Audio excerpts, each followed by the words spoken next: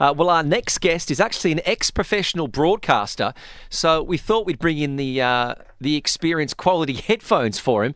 Daniel Goldberg is the Chief Creative Director and the co-founder of Mac Global, having been in Dubai now for, 10, 11 years. He's known for really using his well-rounded entertainment industry experience where he identified a gap in the Middle East for talent management, event production, and over his time he has brought some of the biggest names in music to some of the biggest venues across the region. And Daniel Goldberg is joining us here in the studios. Thanks for coming in. Call me Dan. Just keep it informal. It's fine. Just listen to that voice. Yeah, look at that. Yeah. So Lachlan Neil, thanks for having us on the show. Thank you. Yeah, great to be here. Yeah. Still got the dulcet tones. You want to back announce a couple of songs for us? Yeah. I wasn't paying attention to what you played, to be honest. But if you give me a sheet, I'll do that for sure. Yeah, 10 years you've been here. How has the live music landscape changed from 2013 to now? Well, I mean, there's a lot more clubs, a lot more venues. I mean, back when I started in bringing artists here, there was no arena, there was no theatres, there was no Dubai Opera, there was no Coca-Cola Arena, there was no Agenda across the street. So, there was a couple of clubs. I was very involved with an event called Sundance, Atlantis, which is I saw Nile Rodgers there. Yeah, I booked him. You're kidding? Yeah, no, He's by my hero. I was here at uni and someone said, there's a festival. And I saw Nile Rodgers. Yeah.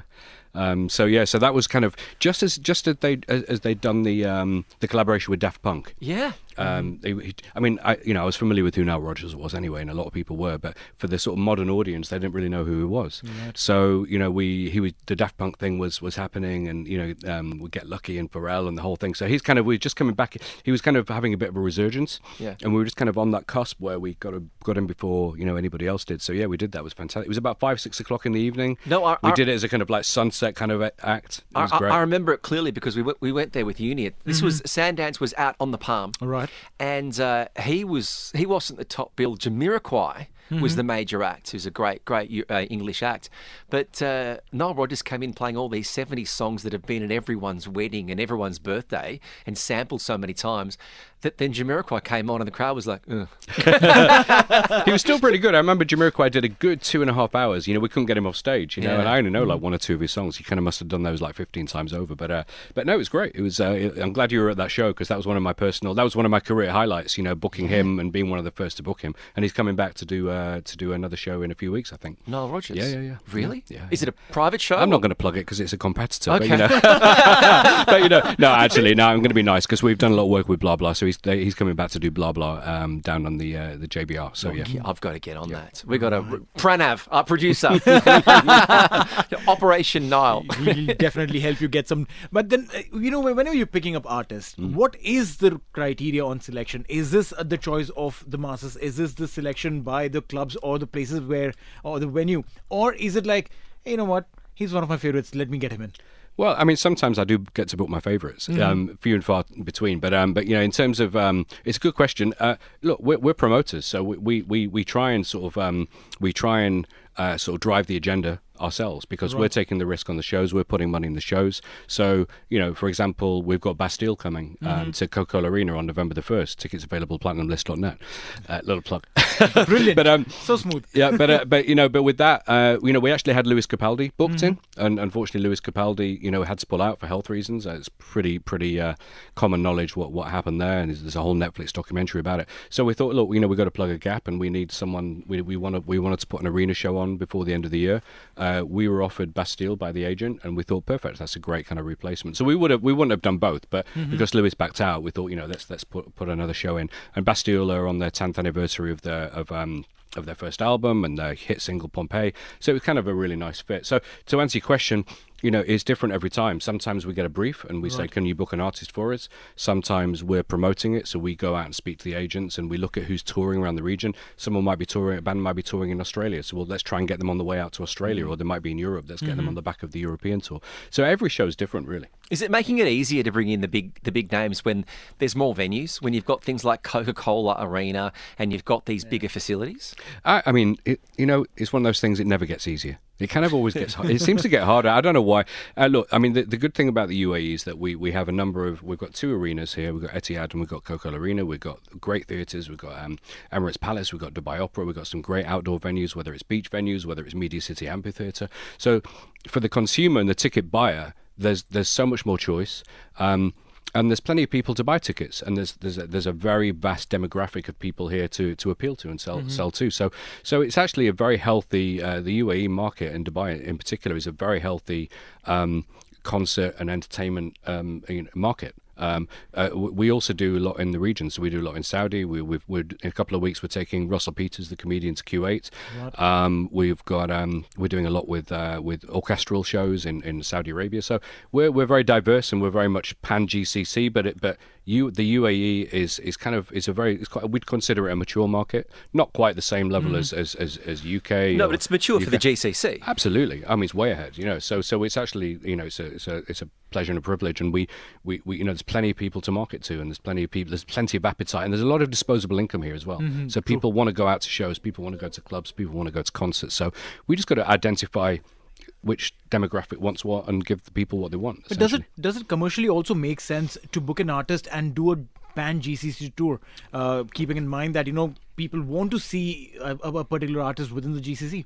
Absolutely. I mean, I make a joke of it. The only time I've successfully done that is with Ed Sheeran around 2005, 2006. We brought him to Dubai. We did Media City Amphitheatre. We took him to Mumbai to the racecourse. Right. We took him to Oman. We took him to Qatar.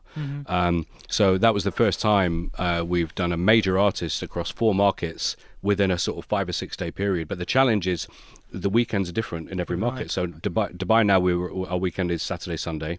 Other markets are Friday and Saturday. So it's trying to get that artist here, keep them for enough time to tour them around the region, taking into account traveling. And of course, some of these bands have a huge amount of freight. So we've got to get all the freight from next country to next country. So it's logistically, it's quite difficult. So I'm guessing someone like Ed Sheeran, when he's a one-man band, logistically, it makes it easy to be able to cross so many territories in a short space of time.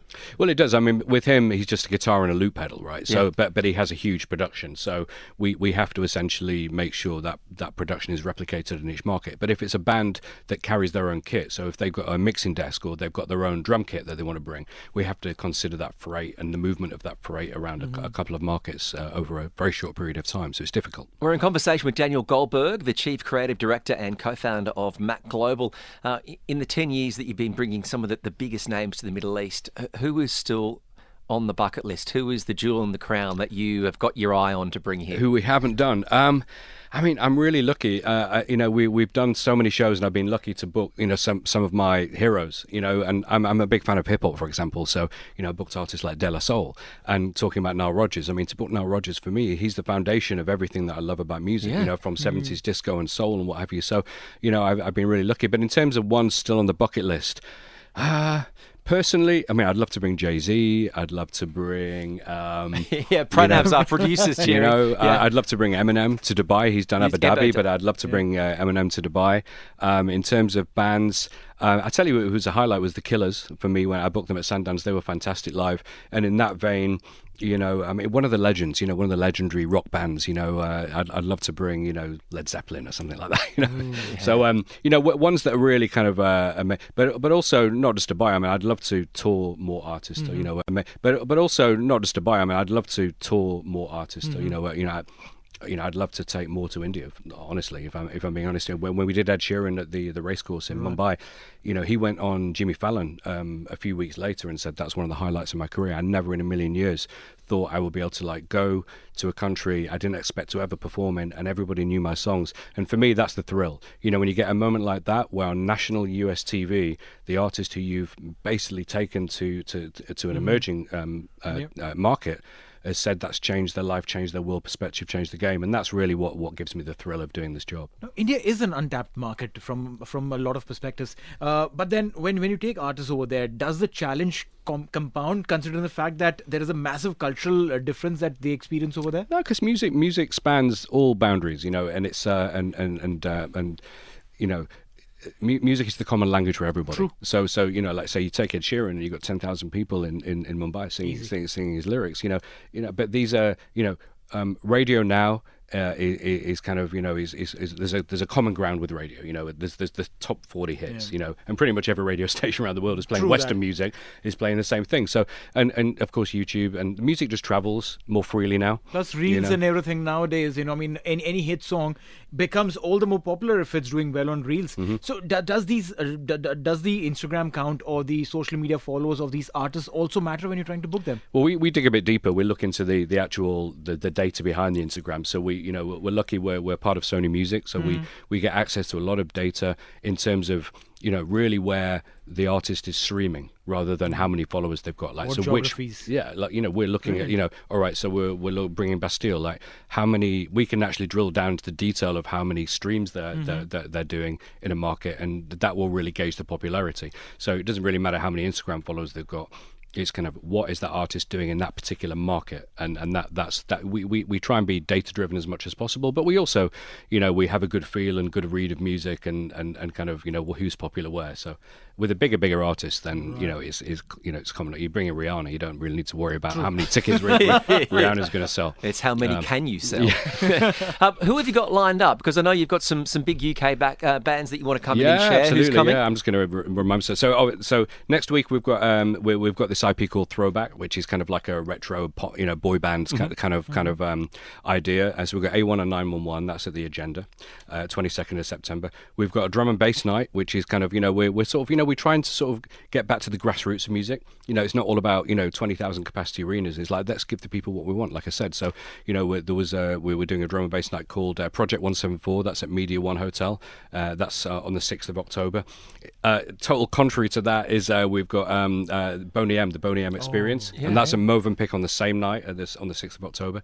And then the big one is Coca-Cola Arena. We've got Bastille. That's on the 1st of November. So again, they've got a huge hit, Pompeii, which I'm sure if you don't know it, you'll recognize it if you heard it. And it's the 10th anniversary of their show, so that's a big one for us. And they're on the way to India actually. So we're actually coming back to your original point. The agent came to us and said they're performing in India. Can we stop off in Dubai? And that's how that show came about.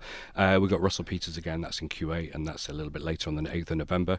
And then Dubai Opera going forward to the 12th of January. We've got the Mike Oldfield Experience.